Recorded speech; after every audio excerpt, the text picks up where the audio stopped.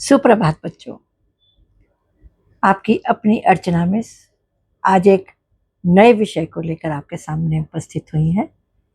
आज का हमारा विषय है जेनजी और आजकल के माता पिता। ज्वलंत विषय है बच्चों। जेनजी मतलब आज की युवा पीढ़ी जो तकनीक और इंटरनेट के वातावरण से जुड़ी हुई है, और माता पिता वो तो पुराने विचारों के हैं। कुछ माता पिता आजकल के विचारों के भी हैं। आज के मैं पहले जेनजी की बात करती हूँ, जो युवा पीढ़ी है। आज की युवा पीढ़ी तकनीक और सोशल मीडिया से जुड़ी हुई है। उनकी सोच नई है, नए विचारों को अपनाते हैं वो लोग। और सबसे बड़ी बात, उनमें स्वतंत्र निर्णय लेने की प्रवृत्ति है। उनके निर्णय को कोई चुनौती दे, ये उन्हें पसंद नहीं आता। दूसरा, पढ़ाई और कैरियर के लिए नए नए मौके की तलाश करते हैं वो लोग।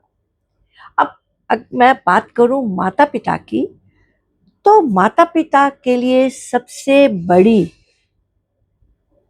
प्रायोरिटी है अब उनके बच्चों की सुरक्षा, उनके बच्चों का अच्छा भविष्य। इसी के लिए वो संस्कार जो उन्होंने अपने बच्चों को दिए हैं, अनुशासन के बच्चे अनुशासित रहें, समय पर सारे काम करें, सोच विचार कर काम करें।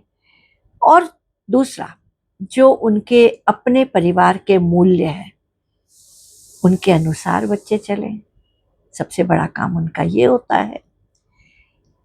फिर हमारे माता पिता इतने अनुभवी हैं, इतने साल का उनको एक्सपीरियंस है कि वो अपने अनुभव के आधार पर बच्चों का मार्गदर्शन करना चाहते हैं। यहीं पर माता पिता और जेनजी में, आज की युवा पीढ़ी में विचारों का टकराव होने लगता है। कैरियर और पहनावा, मित्रता मतलब मित्र कैसे हैं, इस या फिर उनकी जीवन शैली, आजकल के बच्चों की जीवन शैली, माता पिता के जीवन शैली, इन सब के बीच में टकराव होने लगता है। आजकल के माता पिता भी तकनीक या टेक्निक, जिसे आप लोग टेक्निक कहते हैं, मीडिया, इन सब को माता पिता भी चलाने लगे हैं, उसका उपयोग करने लगे हैं। लेकिन दोनों की सोच में कहीं ना कहीं थोड़ा अंतर हो जाता है। अब उनके बीच में दूरी बढ़ जाती है, दोनों के विचारों में टकराव होता है। तो इस टकराव को कैसे रोका जाए? माता पिता तो माता पिता हैं, आजकल के बच्चे आजकल के बच्चे हैं। माता पिता अपने को समझते हैं कि मैं, और उनका ये कर्तव्य भी है कि वो अपने बच्चों को मार्गदर्शन दें।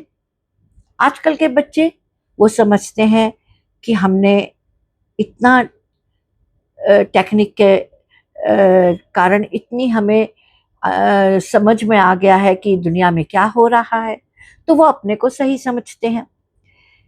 तो मैं समझती हूँ कि दोनों को ही, माता पिता को और बच्चों को, दोनों को ही एक दूसरे की बातों को ध्यान से सुनना चाहिए। बच्चे सुने कि उनके माता पिता उनसे क्या कहना चाहते हैं। माता पिता अपने बच्चों की बात को समझे, सुने, उनको समझाए नहीं। जेनजी जो आजकल की युवा पीढ़ी है, वो भी अपना एक विचार बना ले कि अपने माता पिता के जो अनुभव है उनसे वो सीख लेके आगे बढ़े। चले वो अपने रास्ते पर, लेकिन अपने माता पिता की सीख को नजरअंदाज ना करें। जब शाम को हम सब मिलें, माता पिता और जेनजी वाली युवा पीढ़ी, शाम को साथ में बैठें, एक दूसरे खुलकर बातचीत करें। जब बातचीत होती है, भले ही थोड़ी टकराव हो, लेकिन समाधान भी तभी निकलता है। तो आपस में बैठकर थोड़ा बातचीत कर ली जाए, अपनी अपनी समस्याओं को सामने रखा जाए, एक दूसरे से खुलकर बात करें। कहीं ना कहीं, ये तो आप सब भी जानते हैं, अगर कोई समस्या है तो उसका समाधान तो पहले ही कहीं छुपा होगा। समस्या आती ही तब है जो समाधान अपने साथ लेकर आती है।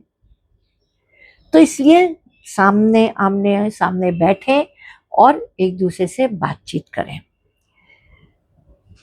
एक दूसरे से संवाद करें, अपने अपने विचार एक दूसरे के सामने रखें, एक दूसरे पर विश्वास रखें।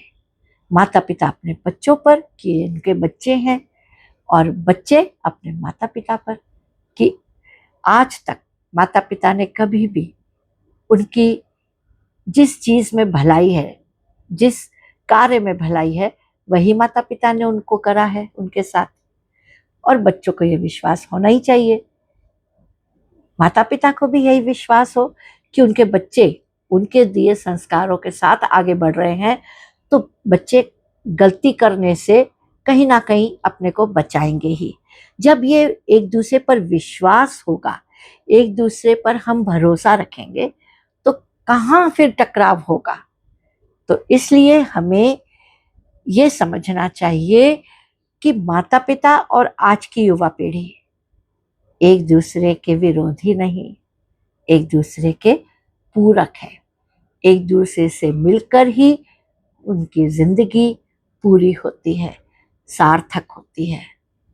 तो बच्चों, आप भी अपने माता पिता को समझें, अपने माता पिता के साथ बैठकर जो भी आपकी समस्याएं हैं खुलकर बातचीत करें, और हो सके तो माता पिता को भी आप ये समाधान दें कि एक बार आपकी बात सुने, फिर जो उनको समझ में आता है वो आपसे खुलकर बातचीत करें। हम अपने परिवार को मिलकर आगे बढ़ाएं। अपने परिवार की भलाई इसी में है कि चाहे वो आज की युवा पीढ़ी हो, चाहे आज के माता पिता हो, दोनों एक दूसरे को एक दूसरे का पूरक मानते हुए अपने जीवन को आगे लेके जाए, अपने जीवन को सार्थक बनाए। तो आज का मेरा विषय यही समाप्त होता है। अगले ब्लॉग में मैं एक नए विचार के साथ आप सबके सामने आऊंगी। तब तक के लिए बच्चों प्रणाम, नमस्कार।